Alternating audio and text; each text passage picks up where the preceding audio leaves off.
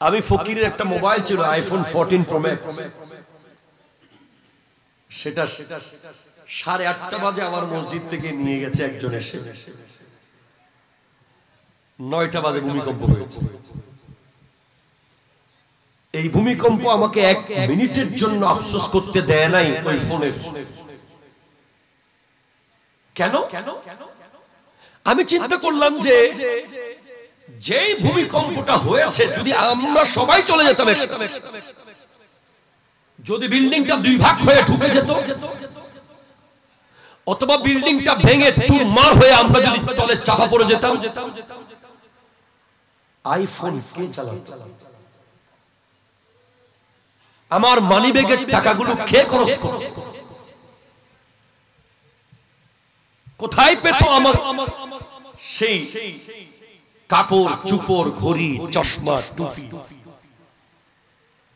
যেখানে জমি সেদিন সমস্ত স্বর্ণের খনিকে তুলে দেবে, একটা খনি বিক্রি করে 10,000 আইফোন পাওয়া যাবে, কিন্তু মানুষ সেদিকে তাকাবে না, মানুষ দৌড়াবে। কিভাবে দৌড়াবে?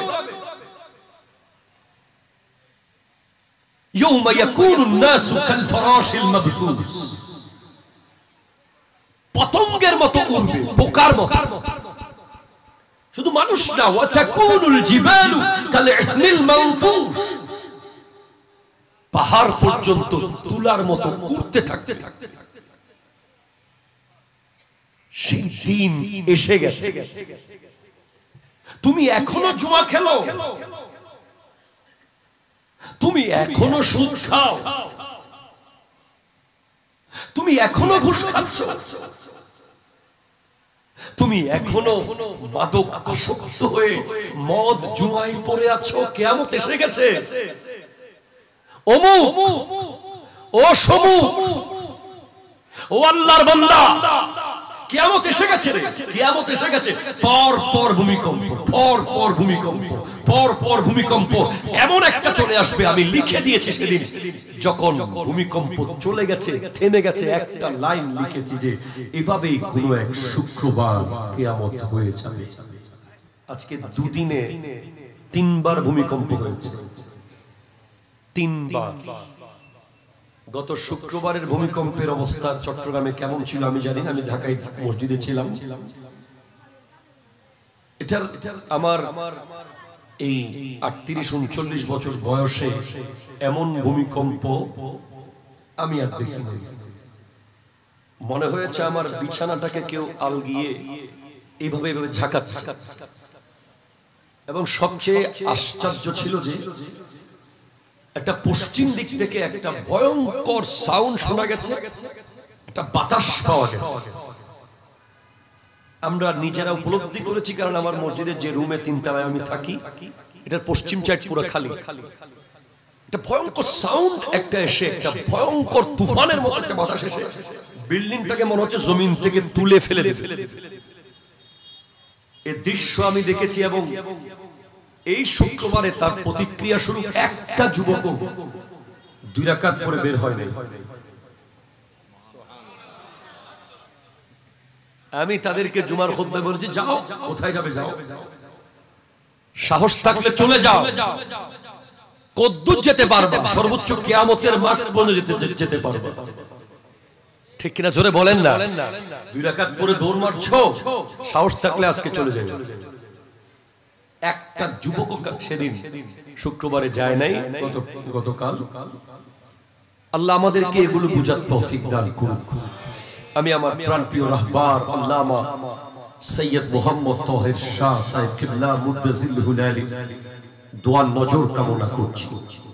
এবং একটু আগে যার নাম উচ্চারিত হয়েছে, আমরা যাকে সালাম দেওয়া ছাড়া এখানে ঢোকার সাহস করি না, হযরতে গৌসুল আজম মজবন্ডারি গোলাম রহমান কিবলা জিয়াউল হক মজবন্ডারি রহমতুল্লাহি আলাইহিমের দোয়ায় আল্লাহ আমাকে কালিমাতুল হক বলার তৌফিক দান করুন। সকলে বলুন আমিন। দেখুন রব্বুল আলামিন ইরশাদ করতে লাগলেন, বিসমিল্লাহির রহমানির রহিম, ইযা জুলজিলাতিল আরদু জিলজালাহা। যেদিন জমিন প্রকম্পিত হবে চূড়ান্ত কম্পন, ওয়া আখরাজাতিল আরদু আসকালাহা, জমিন তার ভেতর থেকে সমস্ত খনি বের করে দেবে। খারাজা মানে বের হওয়া, আখরাজা মানে বের করা। এটা সুলাসি, এটা রুবাই। বের করে দেবে। সেই গতকাল আমি ফকিরের একটা মোবাইল ছিল আইফোন 14 প্রো ম্যাক্স, সেটা 8:30 বাজে আমার মসজিদ থেকে নিয়ে গেছে একজন এসে, 9টা বাজে ভূমিকম্প হয়েছে। এই ভূমিকম্প আমাকে 1 মিনিটের জন্য আফসোস করতে দেয় নাই ওই ফোনের। কেন? আমি চিন্তা করলাম যে যেই ভূমিকম্পটা হয়েছে যদি আমরা সবাই চলে যেতাম, যদি বিল্ডিংটা 2 ভাগ হয়ে ঢুকে যেত, অথবা বিল্ডিংটা ভেঙে চুরমার হয়ে আমরা যদি তলে চাপা পড়ে যেতাম, আইফোন কে চালাতো? আমার মানিব্যাগের টাকাগুলো কে খরচ করত?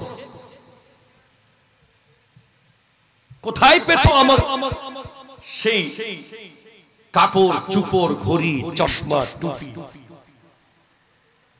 যেখানে জমিন সেদিন সমস্ত স্বর্ণের খনিকে তুলে দেবে, একটা খনি বিক্রি করে 10,000 আইফোন পাওয়া যাবে, কিন্তু মানুষ সেদিকে তাকাবে না, মানুষ দৌড়াবে। কিভাবে দৌড়াবে?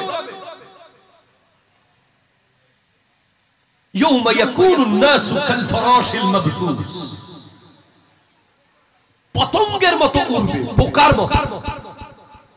শুধু মানুষ না, ওয়া তাকুনুল জিবালু কাল ইহমিল মানফুস, পাহাড় পর্যন্ত তুলার মতো উড়তে থাকতে থাকতে সেই দিন এসে গেছে। তুমি এখনো জুয়া খেলো, তুমি এখনো সুদ খাও, তুমি এখনো ঘুষ খাচ্ছ,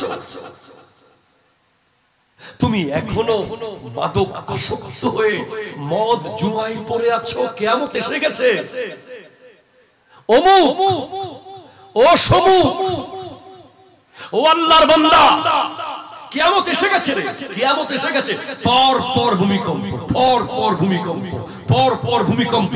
এমন একটা চলে আসবে, আমি লিখে দিয়েছি সেদিন যখন ভূমিকম্প চলে গেছে, থেমে গেছে, একটা লাইন লিখেছি যে এভাবেই কোনো এক শুক্রবার কিয়ামত হয়ে যাবে।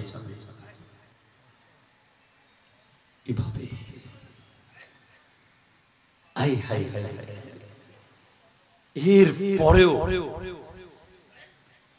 এর পরেও সুদের ওয়াজ আমাদের করতে হচ্ছে,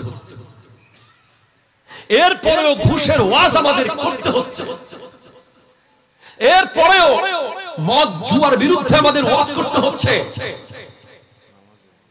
এর পরেও নামাজে আসার জন্য আমাদেরকে বক্তব্য রাখতে হচ্ছে।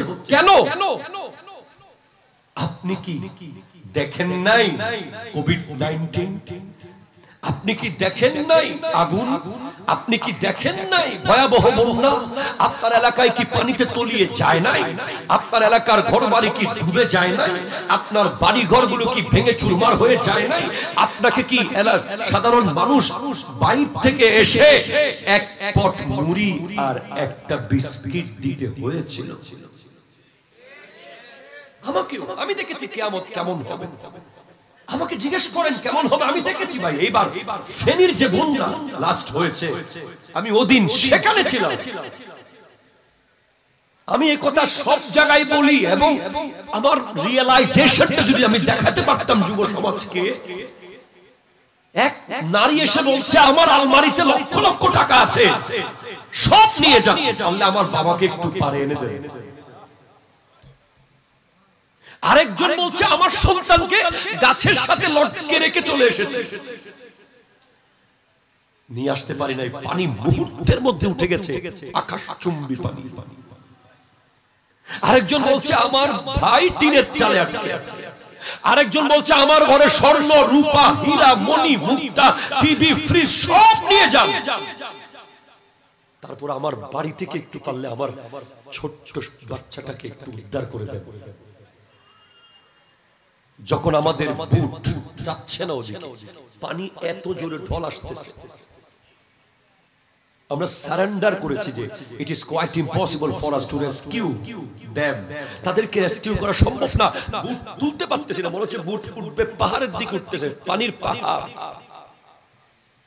কোথায় অ্যাগ্রো ফার্ম, কোথায় মাছের খাবার, কোথায় গরু, কোথায় ছাগল, কোথায় বাড়ি, কোথায় কি? শুধু বলছে ইয়া নফসি নফসি নফসি, বাঁচান বাঁচান বাঁচান, আমাকে বাঁচান, আমার বাবাকে বাঁচান, আমার মাকে বাঁচান। সামান্য একটা বন্যাতে যদি এই পরিস্থিতি হতে পারে, চলে যেতে কিছুক্ষণ লাগবে, জাস্ট চলে যাবে।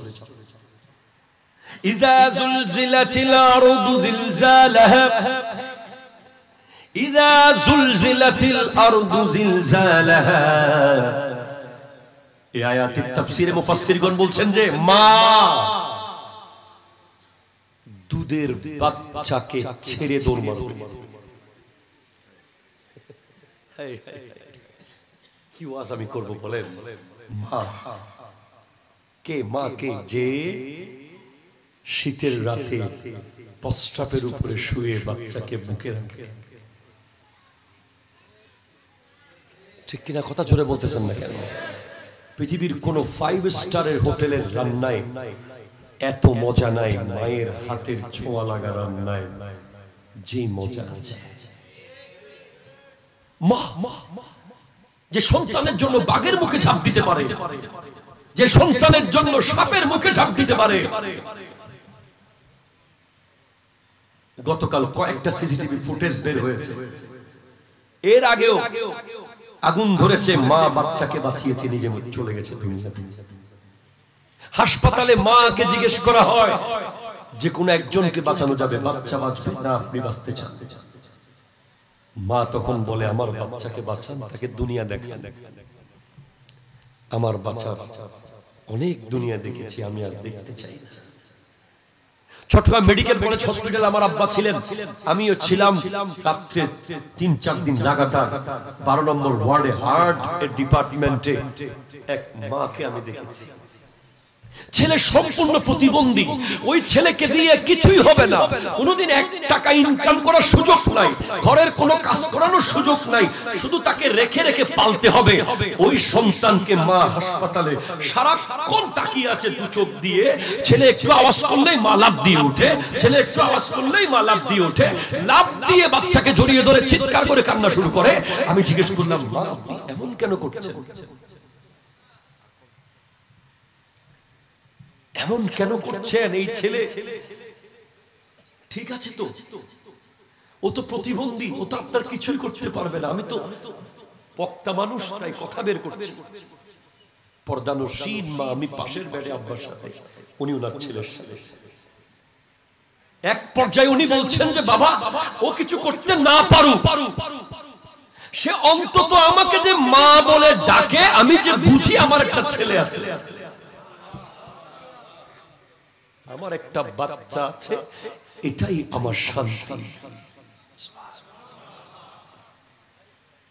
আমি বলি যুবক ভাইদেরকে, তুমি রেডিসন ব্লুতে গিয়ে রাতে 2টা বাজে বা রাতে 3টা বাজে কোনো এক টাইমে গেলে তোমাকে ওয়েটার বলবে we are so sorry there is no food, আমরা দুঃখিত, আর কোনো খাবার এখন বাকি নাই, যেতে পারবে না।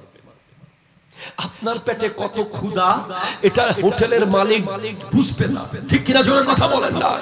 আপনার পেটে কত জ্বালা, আপনার চেহারায় যে পেটের খিদা ফুটে উঠেছে এটা বুঝার ক্ষমতা ওই ওয়েটারের নাই, ওই রেস্টুরেন্টের স্মার্ট ওয়েটারের নাই, যাকে 5 মিনিটের পরিচয়ে আপনি 1000 টাকার নোট ছট করে দিয়ে দিয়েছেন, 3 মিনিটের কথায় তাকে 500 টাকার নোট দিয়ে দিয়েছেন। সেই ব্যক্তির সেই ক্ষমতা নাই যে আপনার চেহারা দেখে জাজ করবে আপনার পেটের ক্ষুধার ব্যাপারটা। কিন্তু একটা রেস্টুরেন্ট আছে পৃথিবীতে ভাই, যেই রেস্টুরেন্টের হয়তো অনেক সময় ছাদ দিয়ে পানি পড়ে, যেই রেস্টুরেন্ট বেড়ার হতে পারে, যেই রেস্টুরেন্ট টিনের হতে পারে, সেটা হলো মায়ের পাকঘর, যেখানে দিনে 3টা বাজেও খাবার থাকে, রাতে 2টা বাজেও খাবার থাকে, ফজরের নামাজের পরও খাবার থাকে, ভাত না থাকলে বিস্কিট থাকে, না থাকলে মুড়ি থাকে, না থাকলে কিছু না থাকলেও ভিখারির মতো পাশের বাসায় গিয়ে যে ভিক্ষা করতে পারে সন্তানের জন্য, তার নাম হলো মা। ঠিক কথা হাত বলো। আজকে যাদের মা নাই, মাহফিলের এক টুকরা বিরিয়ানির পোটলা নিয়ে দিত,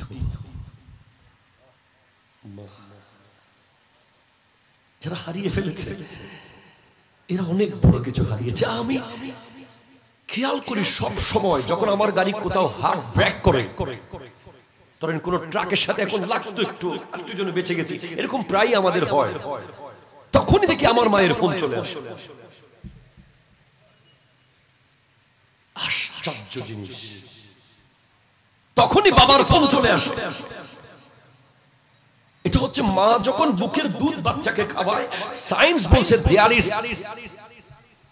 a relation created by Allah. বুকে বাচ্চাকে এভাবে রেখে যখন নিজের শরীরের সমস্ত রক্তকে পানি করে যে দুধ হয়েছে, এগুলো যখন বাচ্চা খায় একটা কারেন্ট তৈরি হয়। কারেন্ট, এটা ইলেকট্রিকের চেয়ে ভয়ঙ্কর কারেন্ট। এটা এখানে যে ভাল্ব জ্বলছে এর চেয়ে কোটি কোটি গুণ পাওয়ারফুল কারেন্ট তৈরি হয়, যে কারেন্টের কারণে বাচ্চা আমেরিকা থাকলেও মা সুয়াবিল থেকে বুঝতে পারে যে তার বাচ্চা হুচট খেয়েছে। আর যে সমস্ত মারা বাচ্চাদেরকে পটের দুধ খাওয়ায়, নিজের ন্যাচারাল বুকের দুধ খাওয়ায় না, ওই সন্তানের সাথে মায়ের রিলেশন তেমন মজবুত হয় না। দেখা যায় যে পরে বুড়া হলে বৃদ্ধাশ্রমে পাঠিয়ে দিয়েছে। আপনি আমাকে যদি বলেন যে জয়নুল আবেদিন হুজুর কি লাগবে বলেন, আপনার মাকে ছেড়ে একা থাকেন, খোদা কি কসম দুনিয়া পরিমাণ সম্পদ দিলেও আমি আমার মাকে আর বাপকে ছেড়ে থাকতে পারবো না।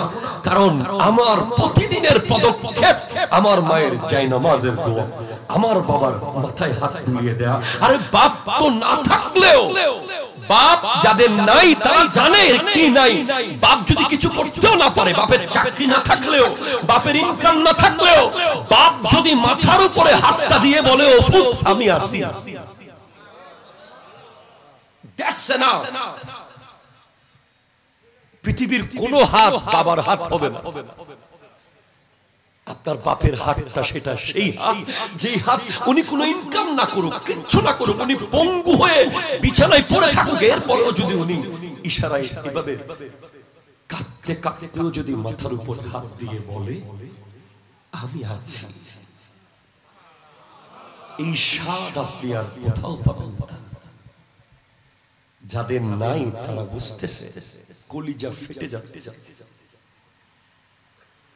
তো আমি আপনাকে বোঝাতে চেয়েছি এই ভালোবাসাগুলো বুঝিয়ে, এটা বোঝাতে চেয়েছি যে ইজা জুলজিলাতিল আরদু জিলজালাহা, যেদিন হবে দুধের বুকের দুধ পান করানো অবস্থায় মা সন্তানকে ফেলে দৌড়ে চলে যাবে।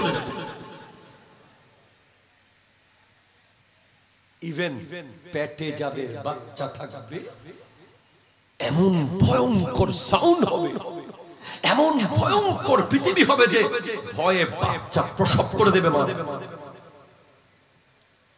আপনি কি ওই দিনের জন্য প্রস্তুতি নিচ্ছেন? আপনি কি ওই দিনের জন্য প্রস্তুতি নিচ্ছেন? এটা 1 মিনিটের ভূমিকম্প হবে না। এটা এমন ভাবে জমিন নড়বে, এমন ভাবে জমিন নড়বে, এমন ভাবে জমিন নড়বে, ভিতর থেকে সমস্ত খনি বের হয়ে যাবে। মানুষ বলবে ওয়াকালাল ইনসানু মালা, মানুষ বলবে এগুলো কি? ইয়াউমাইযিন তুহাদ্দিসু আখবারাহা, সেদিন জমিন সবকিছু জানিয়ে দেবে। বিআন্না রাব্বাকা আওহা লাহা, আল্লাহ তাকে ওহী করবে, বলবে জানিয়ে দে তোর সাথে কি কি হয়েছিল জানিয়ে। আমাদের অনেক মানুষ মনে করে যে দুনিয়া দুনিয়া দুনিয়া দুনিয়া দুনিয়া দুনিয়া দুনিয়া, মদ, জুয়া, সুদ, ঘুষ, এই চারটা খাবারের নামে। কিসের নাম? জোরে কয় না, কার নাম? খাবার। খাবার জানেন? এগুলো হলো হাওয়ার খাবার। হাওয়া বলেন কার? হাওয়া। হাওয়া আরবি শব্দ। হাওয়া মানে হচ্ছে কামনা, বাসনা, লালসা। এই খাবারগুলো কারা খায় জানেন? মদ, জুয়া, সুদ, ঘুষ, এই চারটা খাবার কারা খায়? যারা মনে করে যে কবর নামে কিছু নাই। কথা বলে না, ঠিক কিনা? জোরে কথা বলে না। যারা মনে করে যে হাসর বলতে কিছু নাই, যারা মনে করে যে আমি মরবো না, যারা মনে করে যে আমি চির অমর, এবং অথবা যদি মরে যারা মনে করে যে আমাকে কি আর তুলতে পারবে, কবরে ঘুমিয়ে যাব, ওটা তো বিশাল আরামের বিছানা, ওখানে তো ঘুমিয়ে যাব, আবার আমাকে কোথায় পাবে? আমাকে কোথায় পাবে? না না না না না, আল্লাহ বলছেন আয়াহসাবুল ইনসানু আল্লান নাজমা ইজামা। মানুষ কি মনে করছে আমি তাকে আবার জোড়া লাগাতে পারবো না? আমি তার অস্থি সমূহকে এক করতে পারবো না? অবশ্যই পারবো। According to medical science, ওই আমার যুবক ভাই, there is a cell in our body. আমাদের শরীরে একটা সেল আছে যার নাম স্টেম সেল। আপনি আমি মরার পরে কবরের সাথে টোটাল মিশে যেতে সময় লাগবে 60 দিন। বিজ্ঞানীদের ভাষায় কয়দিন? 60 দিনে হাড়ি সহ টোটাল মিশে যাবে।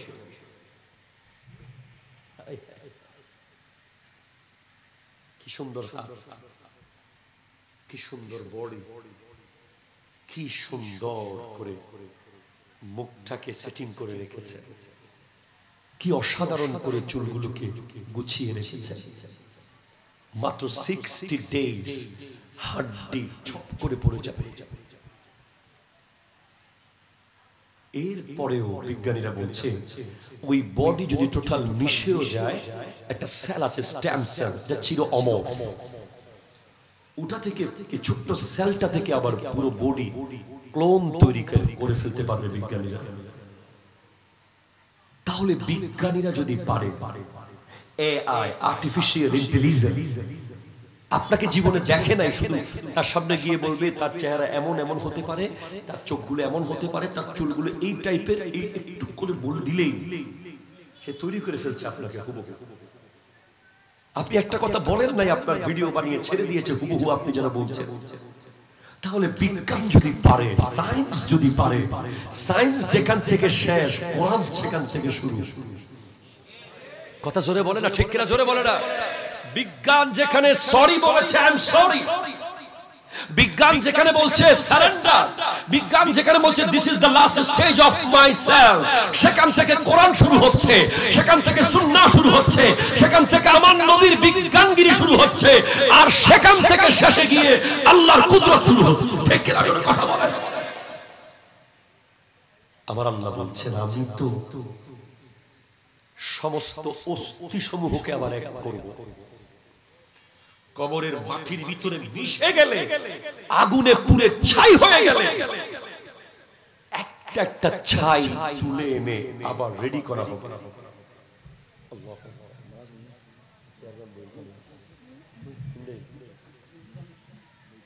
সুবহানাল্লাহ জোরে বলতেছেন, আপনারা জোরে সুবহানাল্লাহ বলতেছেন। শুধু তাই না, বালা কাদিরিনা আলা আন নুসাব্বিয়া বানানা। আল্লাহু আকবার জোরে বলতেছেন না যে শুধু বডি না, বডি তো বহু বড় জিনিস, fingerprint. I will arrange the fingerprint of all kind of bodies. আঙ্গুলের মাথায় যে এখানে চিকন চিকন দাঁত আছে, কথা কয় না, আসলে নাই কথা কয় না। আল্লাহ বলছে আমি ফিঙ্গার প্রিন্ট পর্যন্ত হুবহু আবার আগের মতো করে ফেলব। আপনি আল্লাহকে চিনেন? আপনি আল্লাহকে চিনেন না। চিনলে আপনি মদ, জুয়া, সুদ, ঘুষ এগুলোর কাছে যেতে পারতেন না। কারণ আল্লাহ কত বড়, আল্লাহ কত মহান, আল্লাহ কত আজিম। যিনি ধরেন পৃথিবীতে 800 কোটি মানুষ আছে, তার মধ্যে 300 কোটি মুসলমান। ধরেন 300 কোটির মধ্যে 100 কোটি তো বিদেশ যায়। আমি 800 কোটির কথা বলছি না, 100 কোটি ফিঙ্গারপ্রিন্ট বিদেশে যাওয়ার জন্য দিতে হয়। 100 কোটি ফিঙ্গারপ্রিন্ট একটার সাথে একটা মিলে নেই। এটা পুরো তো বড় জিনিস, এটা তো অনেক লম্বা বিষয়, এটা তো অনেক বড়। এটাতে অনেক ধরনের চেঞ্জিং আনা সম্ভব। এই মাথার চুল থেকে পায়ের নখ পর্যন্ত ভ্যারাইটি দেওয়া সম্ভব, কিন্তু শুধু আঙ্গুলের এই মাথাটা 100 কোটি রকম। সুবহানাল্লাহ, আপনি বলতেছেন না কেন? বুঝতে পারতেছেন? 100 কোটি না, বরং 800 কোটি রকম। এই ছোট্ট আগাটার ভিতরে আল্লাহ যদি 800 কোটি রকম করতে পারে, আরো যারা পৃথিবী থেকে চলে গেছে, আরো যারা আসবে, কিভাবে সম্ভব হলো? আমি এই জিনিসটাকে যদি এখানে রং দেই, 100 রং দিতে পারবো, 200 রং দিতে পারবো, 500 ডিজাইন দিতে পারবো, 1000। এটাকে কি 800 কোটি রকম করা সম্ভব?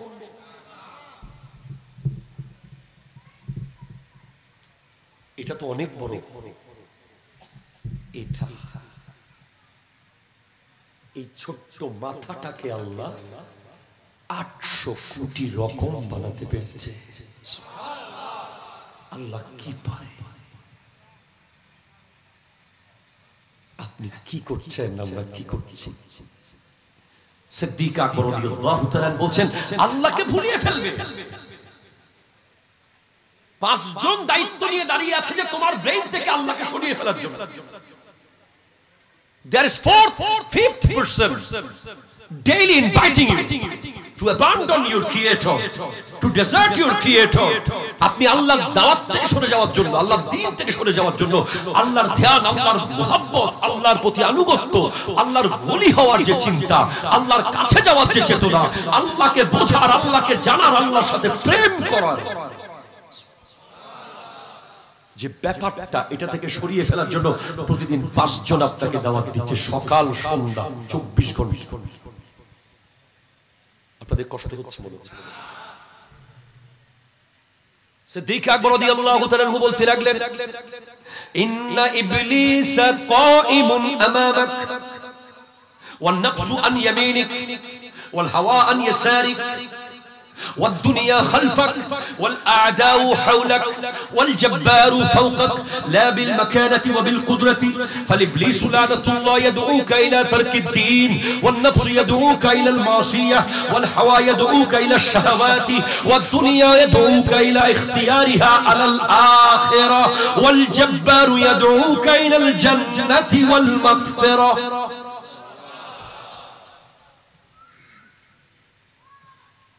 কথা বলতেন কম, সিদ্দিক আকবর বলতেন 2 লাইন, হয়ে যেত এক সাগর। কারণ সোহবত পেয়েছেন নবী। আমার নবীকে যে স্পেশাল জিনিস দেওয়া হয়েছে তার মধ্যে একটা হলো উতিতু জাওয়ামিউল কালিম। এটা জোরে বলেন না ভাই, সুবহানাল্লাহ, জোরে বলেন। আমার নবীকে জাওয়ামিউল কালিম বানিয়ে দিয়েছেন আল্লাহ। আমার নবী এক শব্দ বলতেন, এক শব্দের ভিতরে পুরো পৃথিবী নিহিত থাকতো। সিদ্দিক আকবর রাদিয়াল্লাহু তাআলা আমার নবীর জন্মের পরে শিশুকাল থেকে শুরু করে কবর কাল পর্যন্ত যিনি সাথে, ইভেন আলমে বরজখে যিনি সাথে, উনি সিদ্দিক আকবর। উনি মাত্র 142টা হাদিস বলেছেন। আরো জোরে বলেন সুবহানাল্লাহ। উনি চাইলে 1,42,000 হাদিস নবী থেকে বর্ণনা করতে পারতেন, কিন্তু উনি অনলি ফর 142টা হাদিস বলে নিজেকে স্টপ করছে। আই এম সো সরি, আমি বলবো না। কেন কেন বলবেন না? আপনি সবচেয়ে বেশি লিখেছেন, আপনি সবচেয়ে জহির, আপনি সবচেয়ে বেশি ব্যাখ্যা করতে পারেন। ইন্না আবা বাকরিন আ'বারু ফি হাযিহিল উম্মতি লিরুইয়া বা'দা নবী সাল্লাল্লাহু আলাইহি ওয়াসাল্লাম, নবীজির পরে এই উম্মতের সবচেয়ে বেশি নিখুঁত স্বপ্নের ব্যাখ্যা করতেন সিদ্দিক আকবর। অথচ উনি জিহ্বা ধরে রাখতেন।